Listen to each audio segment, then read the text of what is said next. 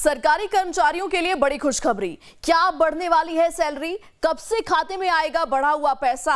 और क्या सिर्फ डीए बढ़ेगा या फिर 8वें वेतन आयोग को लेकर भी आने वाला है बड़ा फैसला? जय हिंद, मैं प्रेरणा सिंह और आप देख रहे हैं लाइफ टाइम्स का डिजिटल प्लेटफॉर्म।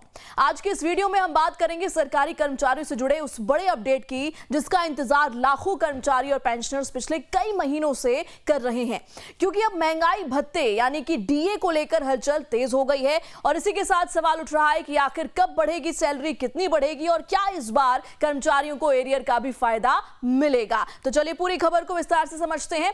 केंद्र सरकार साल में 2 बार डीए बढ़ाती है। पहली बढ़ोतरी जनवरी से लागू मानी जाती है, जिसका ऐलान आमतौर पर मार्च के आसपास होता है, तो वहीं दूसरी बढ़ोतरी जुलाई से लागू होती है, जिसकी घोषणा सितंबर या अक्टूबर में देखने को मिलती है। यानी अभी कर्मचारियों की नजर अगली डीए हाइक पर टिकी हुई है। अब सवाल यह है कि इस बार डीए कितना बढ़ सकता है। देखिए, डीए का फैसला सीधे तौर पर AICPI इंडेक्स यानी कि all India consumer price index के आंकड़ों पर आधारित होता है। यह इंडेक्स बताता है कि महंगाई कितनी बढ़ रही है। अगर इंडेक्स ऊपर जाता है तो डीए बढ़ने की संभावना भी बढ़ जाती है। अब हाल के महीनों के आंकड़ों को देखें तो माना जा रहा है कि इस बार डीए में 3 से 4% तक की बढ़ोतरी हो सकती है। हालांकि अंतिम फैसला कैबिनेट की मंजूरी के बाद ही होगा। अगर ऐसा होता है तो इसका सीधा फायदा लाखों केंद्रीय कर्मचारियों और पेंशनर्स को मिलेगा। अब इसे आसान भाषा में समझते हैं। मान लीजिए किसी कर्मचारी की बेसिक सैलरी 30,000 रुपए है। अगर डीए में 4% की बढ़ोतरी होती है तो हर महीने उसकी सैलरी में लगभग 1200 रुपए तक का इजाफा हो सकता है। अब कई लोग सोचेंगे कि सिर्फ 1200 रुपए ही क्यों बड़ी खबर है, तो इसका जवाब यह है कि डीए सिर्फ हर महीने मिलने वाली रकम नहीं बढ़ाता, बल्कि इससे कई दूसरी चीजों पर भी असर पड़ता है, इंपैक्ट होता है। जैसे HRA, ट्रैवल अलाउंस और रिटायरमेंट बेनिफिट्स पर भी इसका प्रभाव देखने को मिलता है। यानी कुल मिलाकर कर्मचारियों की पूरी इनकम स्ट्रक्चर पर असर पड़ता है। अब बात करते हैं सबसे बड़े सवाल की, आखिर बढ़ी हुई सैलरी खाते में कब आएगी। देखिए, अगर सरकार जुलाई 2026 से डीए लागू करती है और घोषणा सितंबर या अक्टूबर में होती है तो कर्मचारियों को बढ़ी हुई सैलरी के साथ साथ पिछले महीने का एरियर भी मिल सकता है।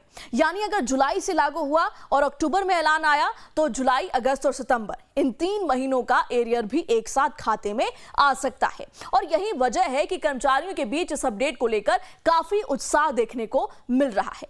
अब यहां एक और बड़ा सवाल उठता है, क्या सिर्फ डीए बढ़ेगा या फिर 8वें वेतन आयोग को लेकर भी सरकार कोई संकेत दे सकती है। दरअसल पिछले कुछ समय से कर्मचारी संगठनों की तरफ से लगातार 8th पे कमीशन की मांग उठ रही है। कर्मचारियों का कहना है कि बढ़ती महंगाई और बदलती आर्थिक जरूरतों को देखते हुए नया वेतन आयोग जरूरी हो गया है।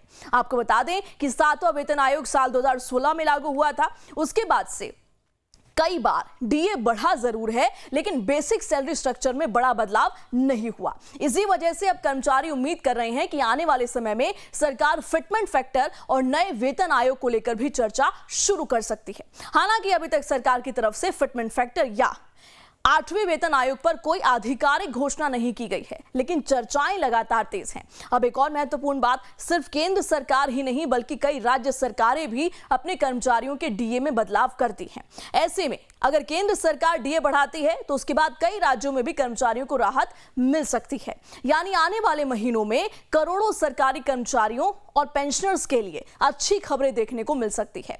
अब सवाल यह भी है कि क्या इससे सरकार पर आर्थिक बोझ बढ़ेगा? बिल्कुल बढ़ेगा। जब भी डीए बढ़ता है तो सरकार पर हजारों करोड़ रुपए का अतिरिक्त भार आता है, लेकिन दूसरी तरफ सरकार इसे कर्मचारियों की क्रय शक्ति बनाए रखने के लिए जरूरी कदम मानती है।